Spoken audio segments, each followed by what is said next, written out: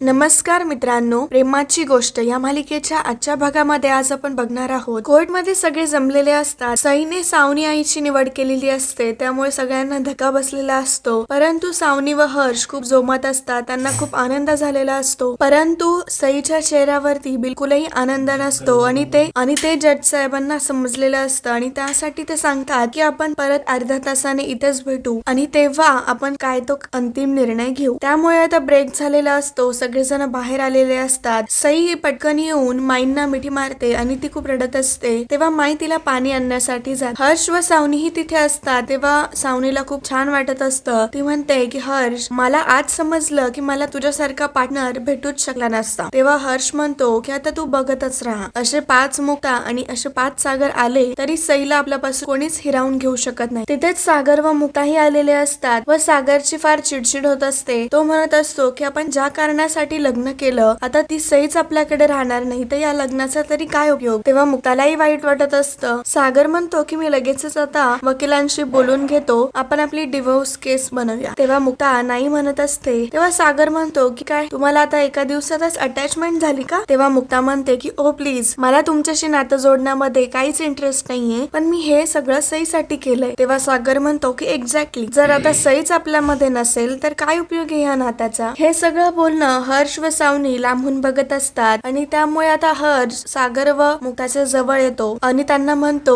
की हाय newly married couple, नाही sorry, newly married लुझर्स.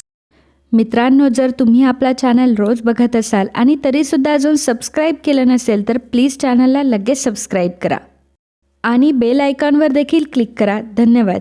मुद्दामूनच त्यांना चिडवण्याचा प्रयत्न करत असतो आणि तो म्हणतो की तुम्ही तर अजून तुमच्या मॅरिजचे गिफ्ट्स पण ओपन केलेले नसतील आणि लगेचच तुम्हाला आता डिवोर्स घ्यावा लागतो. खूपच वाईट झालं, पण असू देत, लाईफ में म्हटल्यावर असं होतच राहतं. तितक्यातच मुक्ताला कॉल येतो, त्यामुळे ती कॉलवर बोलण्यासाठी बाजूला जाते. हर्षला सागरला चिडवण्याचा तर आता अजूनच चान्स भेटलेला असतो आणि तो म्हणतो सई मिळावी म्हणून तू हे लग्न केलं होतं ना, परंतु नशिबाने पलटी मारली रे यार. मुलगी तर गेली हातातून, आता ही बायको तरी टिकव. हर्ष म्हणतो की तुला ना आता मी एक सल्ला देतोच, तुझी ही नवी कोरी बायको घेऊन ना मला आता तुझं कधीच तोंड दाखवू नको, निदान तिला तरी मला दिसू देऊ नकोस. कारण काय, तुझ्या आजूबाजूला ज्या बायका असतात ना, तुझी ही जी नवी बायको आहे ना ती सुद्धा पळून जाईल माझ्यासाठी. हर्ष नाटके करत म्हणतो पण मी जेन्युइन कारण मला माहितीये ही किती सईवरती प्रेम कर. हर्ष म्हणतो की म्हणून मी विचार करत होतो की सईची बाई जेव्हा तिला सांभाळायला आली नाही ना, तेव्हा मी मुक्ताला घरी बोलवून घे, सईला सांभाळायला पाठवशील ना माझ्या घरी. तेव्हा मात्र सागरचा राग अनावर होतो आणि तो हर्षची कॉलर पकड. तितक्यातच तिथे मुक्ता येते आणि त्यामुळे सागर शांत होतो. हर्ष मुक्ताला म्हणतो की कॉंग्रॅच्युलेशन्स मुक्ता या लग्नासाठी. मी आता सागरला तेच सांगत होतो की मुक्ताला कधीही सईची आठवण आली तरीही ती माझ्या घरी येऊ शकते, खरं तर मीच इन्व्हाइट करतोय. हर्ष हा सागरला खूप बोलून घेत असतो आणि त्यांना चिडवून तो तिथून निघतो. सागर व मुक्ताचं सईकडे लक्ष जातं आणि त्यांच्या लक्षात येतं की सई आनंदात नाहीये आणि हे बघून त्यांना अजूनच वाईट वाटतं. मुक्ता जेव्हा सईकडे बघते तेव्हा तिला खूप रडायला येतं आणि तिला सगळं आठवतं की सईने तिला पहिल्यांदा आई म्हणून मारलेली हाक, सईने तिला दिलेली बेस्ट मॉमची ट्रॉफी आणि त्यामुळे आता मुक्ताला फार वाईट वाटत असतं आणि ती खूप रडत असते. तेव्हा सागरला वाटतं की लग्न मोडतंय म्हणूनच मुक्ता रडते आणि मग तो मुक्ताला समजवण्याचा प्रयत्न करतो. तेव्हा मुक्ता म्हणते की काय वाटतं हो तुम्हाला, लग्न मोडतंय म्हणून मी रडतीये, तुम्ही इतके महत्वाचे नाही आहात माझ्यासाठी की मी तुमच्यासाठी रडावं. मुक्ता म्हणते की मला रडायला येते कारण सईने सावनीला चूज केलं. मी हे लग्न सईसाठी केलं होतं ना, कारण यातलं काहीच खोटं नव्हतं. मी माझ्या पूर्ण आयुष्याचे स्वप्न बघत होते सई बरोबर. मला वाटलं होतं मी पूर्ण आयुष्य सई बरोबर राहणार आहे. सागर म्हणतो की ओ इनफ, सई तुमच्यावरती कधीच प्रेम करत नव्हती, तो तुमचा गैरसमज होता आणि त्यामुळे मी पण तुमच्यावरती विश्वास ठेवला की सई तुमचीच निवड करेल. वाईट वाटेल असंच बोलत असतो आणि तो म्हणतो की आजवर मुलं तुम्हाला रिजेक्ट करत होते, पण आज सईने सुद्धा तुम्हाला रिजेक्ट केलं. त्यानंतर पुन्हा सगळे आतमध्ये येतात, सगळे जमलेले असतात. तेव्हा जज साहेब सगळ्यांना म्हणतात की आपण मगाशी बघितलं की सईने तिच्या आईची निवड केली, परंतु त्या आधीच्या हिअरिंगला पण आपण तिला तोच प्रश्न केला होता आणि तेव्हा तिने वेगळं उत्तर दिलं होतं. त्यामुळे निकाल द्यायला कोर्टाला जरा विलंब लागला आणि आता हे कोर्ट निकालाच्या अंतिम टप्प्यावरती आलेलं आहे. पर्यंत मिळालेले पुरावे आणि सगळ्या गोष्टींची पडताळणी केल्यामुळे कोर्टाने असा निर्णय घेतला आहे की आता सई तिच्या आई बरोबर राहील. होईल. आई बरोबर राहणार म्हणजे सावनीकडे राहणार असं सगळ्यांनाच वाटत असतं आणि त्यामुळे कोळी कुटुंबाला खूप वाईट वाटत असतं. परंतु सावनी व हर्षला तर फार आनंद झालेला असतो आणि ते अक्षरशः हसत असतात सागर व मुक्ताकडे बघून. परंतु जज साहेब परत सांगतात की मी पुन्हा एकदा स्पष्ट करून सांगतो की सई कोळी सागर कोळी यांची पत्नी मुक्ता सागर कोळी यांच्याकडे राहील. आणि हे ऐकून आता सागर, बापू, इंद्रा व मुक्ताला फार आनंद झालेला असतो आणि आता सईच्या चेहऱ्यावरती पण आपल्याला आनंद दिसतो. सई खूप खुश असते आणि ती लगेचच मुक्ताला फ्लाइंग किस देते आणि सगळे खूप खुश असतात. तेव्हा मात्र सावनी लगेच उठते आणि जज साहेबांजवळ येते आणि म्हणते असं कसं काय होऊ शकतं? सईने तर माझी निवड केली ना, तिला माझ्या बरोबर राहायचंय. सावनीची वकीलही म्हणत असते की जज साहेब तुम्ही जो निर्णय घेतलाय याचा तुम्ही पुन्हा एकदा विचार करावा अशी मी तुम्हाला विनंती करते. हर्षही उठतो आणि तो म्हणतो की जज साहेब तुम्ही अजूनही विचारा सईला की तिला कोणाबरोबर राहायचंय, तरीही ती सावनी आईचंच नाव घेईल. तेव्हा जज साहेबही चिडतात की म्हणतात की शांतता ठेवा, असं न्यायालयामध्ये उठून डायरेक्ट बोलायला सुरुवात करू नका आणि अपमान करू नका. ते सांगतात की मगाशी मी जो अर्धा तासाचा ब्रेक दिला होता तेव्हा मी सई सोबत बोललो. तिने जे काही मला सांगितलं ते तुम्हाला सगळ्यांना समजण्याचं खूप गरजेचं आहे. आता हे ऐकल्यावरती हर्षच्या चेहऱ्याचा रंगच उडतो आणि सावनी लगेचच त्याला विचारते की हर्ष तू काही केलंय का? जज साहेब सईला सांगतात की बाळा तू मला मगाशी केबिन मध्ये जे सांगितलं ना ते आता सगळ्यांसमोर सांग. तुला कोणालाही घाबरण्याची काहीच गरज नाहीये, मी आहे, तू बोल फक्त. तेव्हा सई सांगू लागते की मगाशी हर्ष अंकल मला त्यांच्या गाडीकडे घेऊन गेले आणि मग ते झालेला सगळा प्रकार हा सगळ्यांना सांगत असते. सईला घेऊन बाहेर येत असतात तेव्हा हर्ष त्यांना थांबवतो आणि तो माईनातून काढून देतो आणि तो सईला म्हणतो की ये बाळा, आणि तो सईला गाडीत घेऊन जातो. तेव्हा सई त्यांना विचारते की तुम्ही मला इथे का घेऊन आलात? तेव्हा हर्ष तिला सांगतो की कारण मला तुला सिक्रेट सांगायचं. हर्ष सईला सांगत असतो की बेटा तुला जर आता कोर्टमध्ये विचारलं ना की तुला कोणाबरोबर राहायचंय तेव्हा तू सांग की तुला सावनी आईकडे राहायचंय. तेव्हा सई सांगते की नाही मला मुक्ता आईकडे राहायचंय. हर्ष म्हणतो की अगं बेटा तुला माहिती ना तुझी मम्मा तुला सोडून गेली होती.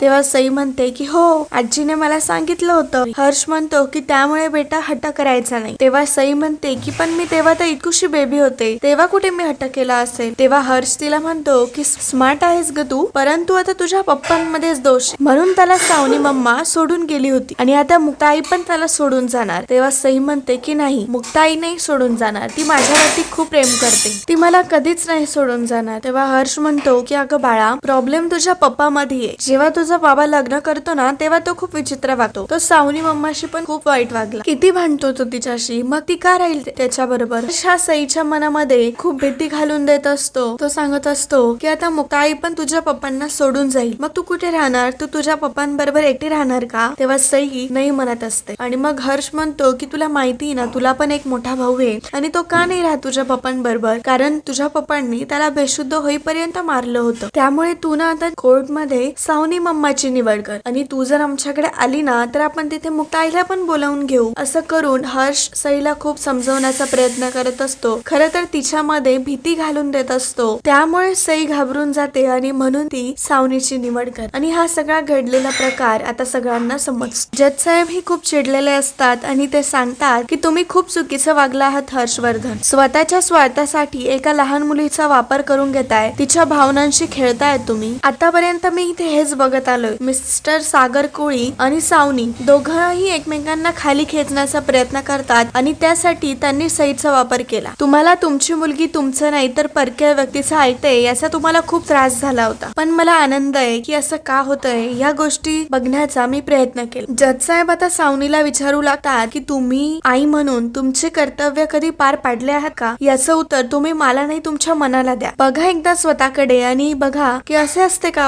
आई? आपल्या मुलांचा त्रास बघून जी रडते ना ती आई असते. मुलांच्या आनंदासमोर ज्यांना काही दिसत नाही ना ती आई असते. स्वतःचा आनंद स्वतःची दुःख जी बाजूला सारते ना ती खरी आई असते. स्वतःला अगदी बाजूला सारता येतं ना ती खरी आई असते. स्वतःची इच्छा स्वतःचे स्वप्न जी गुंडाळून ठेवते ना ती आई असते. आणि आईने हे एकटीनेच करायला हवं अशी अपेक्षा नसते, आई व वडील हे दोघांनी मिळून करायला हवं. जज साहेब हर्ष व सावनीला विचारतात की यातलं तुम्ही दोघांनी कधी केलंय असं तुम्हाला आठवतंय का? तुम्ही कोर्टाला वेडा बनवू शकतात पण मुलांना सगळं कळतं. सारखं ते उठसूट ऐकवत नाही, पण जेव्हा ते तोंड उघडतात ना खरं तेच बोलतात. आणि तुमची मुलगी ही खरं तेच बोलली मिसेस सावनी. तुम्ही सईला जन्म दिला आहे खरंय, परंतु तिच्या पूर्ण आयुष्यामध्ये तुम्ही तिला काय दिलं हे पण तितकंच महत्वाचं आहे. तेव्हा हर्ष व सावनीकडे बोलायला काहीच नसतं आणि ती खाली मान घालून उभे असतात. जज साहेब म्हणतात, सईवर आईसारखी माया करणारी मला एकच व्यक्ती दिसली आणि ती म्हणजे हा सागर कोळी. हा सगळा निर्णय हा सईच्या आनंदासाठीच घेतला आहे. जज साहेब सावनी व हर्षला सांगतात की हे तुमच्यासाठी लेक्चर नाहीये, ही तुमच्यासाठी वॉर्निंग आहे. आणि ते सांगतात की आता सईची कस्टडी ही जरी मुक्ताकडे दिलेली असली तरीही या केसची ही केस रिव्ह्यू करत राहील. आणि ते सांगतात की तुम्ही हर्ष व सावनी यापुढे जर सईला धमकवण्याचा प्रयत्न केला तर तुम्हाला कायदेशीर कारवाई होईल. आणि जज साहेब पुन्हा एकदा आनंदाने सांगतात की आता सईची कस्टडी ही आता मुक्ता सागर कोळी यांच्याकडे राहील. तेव्हा सई ही आनंदानेच मुक्ता आईकडे येते आणि तिला मिठी मारते आणि तिला म्हणते की आता मी कुठेच जाणार नाही ना. तेव्हा मुक्ता म्हणते की नाही राजा, आता तुला कुठेच जायचे नाही. मुक्ता सईला म्हणते की ना तुला आता सावनी मम्माकडे जायचंय, ना तुला आता हॉस्टेलला जायचंय, ना आता तुला लंडनला जायचं. आता हे सई बाळ फक्त आता पप्पाच्या घरी येणार आहे आणि आता पप्पाच्या घरी मुक्ताई वाट बघणार आहे.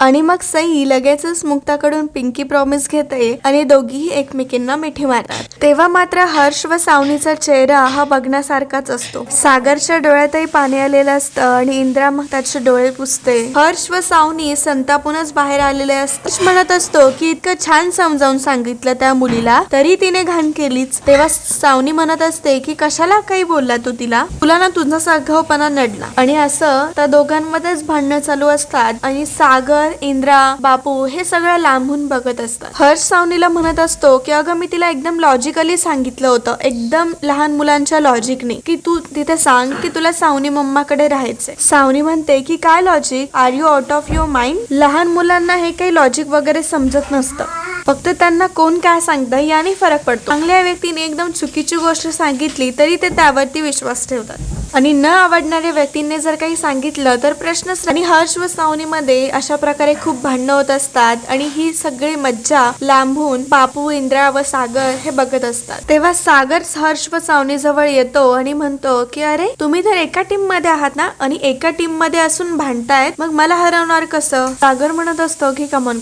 एकमेकांना चेअरअप करा आणि पार्टी ठेवा. हर्ष चिडतो व तो लगेचच सागरची कॉलर पकडतो. तेव्हा इंद्रा तिथे येते आणि ती हर्षला म्हणते की हे बघ, माझ्या पोरावरती चिडायचं नाहीये, चिटिंग करतोस, अरे माझा मुलगा राखीतूनही परत येऊ शकतो. तेव्हा सागर म्हणतो की आलोच. सागर म्हणतो की आधी बिझनेस, मग अवॉर्ड आणि आता माझी मुलगी, हे सगळं मी हक्काने परत घेतोय. सागर म्हणतो की सॉरी, हक्काने घेतोय नाही, तू हक्काने देणार आहेस. सागर म्हणतो की आठवलं, मी तुमच्या घरी येऊन सांगितलं होतं की ज्या दिवशी मी केस जिंकेल तेव्हा तुम्ही स्वतःहून सईला सोडवण्यासाठी माझ्या घरी याल. सागर म्हणतो की चला, माझ्याकडे तुमच्या इतका वेळ नाहीये, माझ्या मुलीचं सेलिब्रेशन करायचंय, माझ्या मीटिंग्स आहेत. सागर त्याला म्हणतो की मिस्टर अधिकारी असे काय बघतायत, आता इथून जा आणि माझ्या मुलीचं सामान घेऊन तिला माझ्या घरी घेऊन या. तेव्हा इंद्रा तिथे येते आणि इंद्रा म्हणते की अरे सागऱ्या, तू काय बोलतोयस, मला काही समजत नाहीये, आपण असंच घेऊन जाऊयात ना सईला घरी, हे हमाल धमाल घेऊन येतील सईचं सामान घरी. सागर म्हणतो की नाही आई, यांनी जेव्हा सईला माझ्यापासून दूर केलं होतं तेव्हा त्यांनी माझ्या सगळ्या घरच्यांना रडवलं होतं, या सगळ्याचा तमाशा केला होता. माझ्या बिल्डिंग मध्ये मोर्चा आणून प्रत्येकाला लाईव्ह टेलिकास्ट दिला होता माझ्या हेल्पलेस असल्याचा. आणि आता त्याच बिल्डिंगच्या आवारात यांना हेल्पलेस झालेलं मला बघायचंय. जिथून माझ्या सईला नेलं तिथेच हा माझ्या सईला परत माझ्यापाशी घेऊन येणार. सावनी तर खूप घाबरलेली असते. तेव्हा बापू सागरला म्हणतात की अरे सागर, कशाला तमाशा करतोय? इंद्रा म्हणते की या राक्षसांच्या बरोबर मी माझ्या सईला पाठवणार नाही, वाटलेस तर मी जाऊन सईचं सामान घेऊन येते. हे लोक खूप उलट्या काळजाचे आहेत, मी यांना त्यांच्या बरोबर सईला पाठवणारच नाही.